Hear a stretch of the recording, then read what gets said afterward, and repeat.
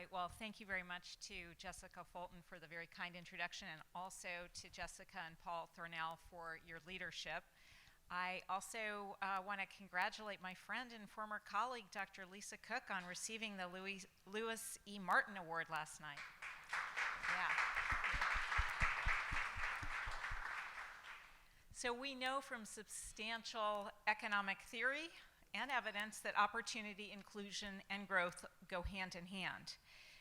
Persistent barriers to opportunity prevent not only individuals, but also our nation from achieving its full economic strength. So the economic plan of President Biden is very focused on improving economic opportunity and outcomes for all Americans, including Black Americans. President Biden is very focused on communities who have long been left out or left behind by decades of trickle-down economic policies. His plan is focused on growing the economy from the middle out and the bottom up. It's a sharp departure from his predecessor's reliance on trickle-down policies that didn't actually trickle down or out, but just led to greater concentration of incomes and wealth. Under the president's economic plan, we are seeing some real markers of progress in improving economic outcomes for Black Americans. That's the result of deliberate policies designed to restore the labor market to full strength as rapidly as possible, in the face of loud criticism from many quarters that it would take high unemployment to bring inflation down. Instead, we're seeing sustained low unemployment and inflation at levels that prevailed before the great financial crisis.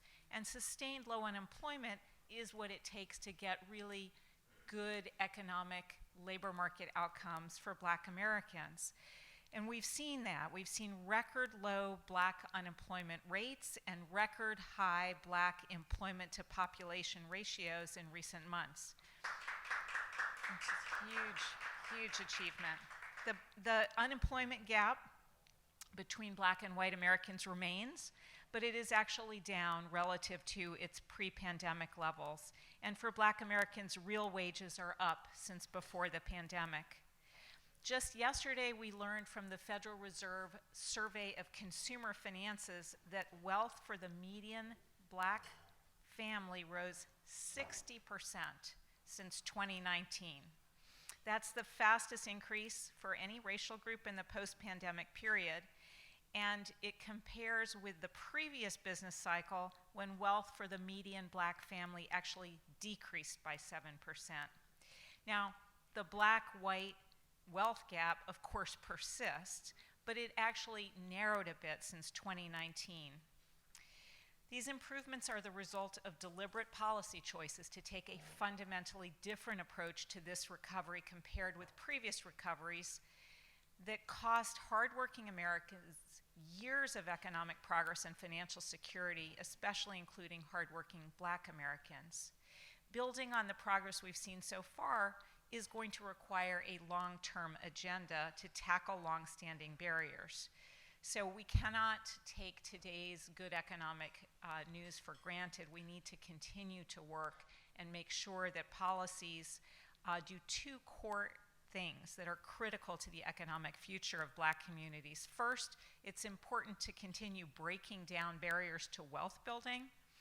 So if you look at the racial wealth gap, it's a stark reminder of America's economic history, and it reflects decades of policy decisions to exclude and to put up barriers to building wealth for Black Americans. I think nowhere is that clearer than in the area of redlining, where there were maps that literally drew red lines around areas with high densities of Black Americans and deemed them to be too risky to underwrite mortgages. The ability to build intergenerational wealth depends on expanding access to housing, access to small business creation, and lessening the burden of consumer debt on families who are just trying to keep up and get ahead. Economic studies have shown that consumer debt keeps families from buying homes, starting small businesses, and those activities in turn are central to building wealth. Since the president took office, we've actually seen the fastest business creation for Black-owned small businesses in over a quarter century.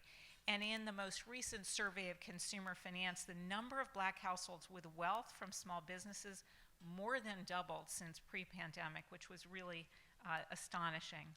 So far, the administration has provided a record-breaking $163 billion in federal procurement opportunities to small businesses. And on housing, the president's already delivered nearly 11 million emergency rental assistance payments, established a first-of-its-kind national eviction prevention infrastructure that kept eviction filings below pre-pandemic levels for 1.5 years after the eviction moratorium ended. And we are leveraging the bipartisan infrastructure law to encourage state and local land use and zoning reform to help remove barriers to affordable housing production and preservation. Canceling student debt is particularly important to Black communities, as Black borrowers have more debt on average than white borrowers.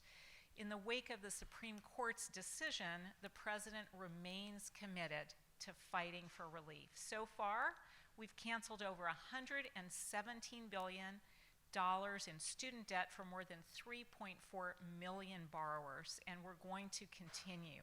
The administration is working to lessen the burden of debt. For instance, the Department of Education recently launched a repayment plan to lower monthly payments for borrowers who will see their lifetime payments per dollar borrowed cut in half, and is engaged in an active negotiated regulatory process to look for additional avenues. And secondly, of course, it's important to build pathways to economic opportunity. We need to make sure that there are no communities left out or left behind, not just in this business cycle, but over the longer run. That means creating good-paying jobs that are pathways to the middle class, expanding access to affordable high-speed internet, and ensuring everyone is part of building the industries of the future right here in America. With our historic opportunities through the CHIPS Act, the Inflation Reduction Act, and the Infrastructure Law, we're investing in critical industries that will lay the foundations for clean energy into the future, and also that will create good jobs and lift up communities. For instance, in the EPA, there is a grant funding program that's investing approximately $2 billion to benefit disadvantaged communities in environmental and climate justice activities. It also means closing the digital divide for Black families, and there we've got funding and a commitment to connect every person in America to reliable, affordable, high-speed internet by 2030. And obviously that's critical, whether it be for finding a new job, taking advantage of educational opportunities, and of course for small businesses. Connectivity is the key to opportunity. We also have prioritized funding applications for clean energy, for chips and science, for infrastructure, with a commitment to strong community benefits agreements, and we're supporting building industry, labor, and training partnerships to improve access to good jobs and to improve the diversity of communities that get access to those good jobs. Finally, the president kicked off the Small Business Administration's annual Women's Business Summit earlier this year with a speaker who I think is just a great example of how this agenda is coming together to create opportunities. Natalie King is the founder of a small manufacturing company based in Detroit, Michigan, and she explained, as a Black-owned, women-owned small business in the electric charging space, how important it is to demonstrate that EV charging is for everyone, that these new industries of the future are for everyone. She expects her company to expand this year alone an additional 100 jobs, next year another 100 jobs, in large part thanks to the investments that we're making through the Investing in America agenda. And she's just one of thousands of people who are using these policies as a springboard to grow her business, create good jobs in her community, and invest in the future of our country. So we've made some progress. We've got a huge amount of progress that we still need to make. So we like working with you, hope to continue working with you. Please continue to provide those great ideas and then working with us on implementation of those ideas and getting the message out so we can make sure these policies are making a real difference in the lives of Americans all around the country. Thank you so much.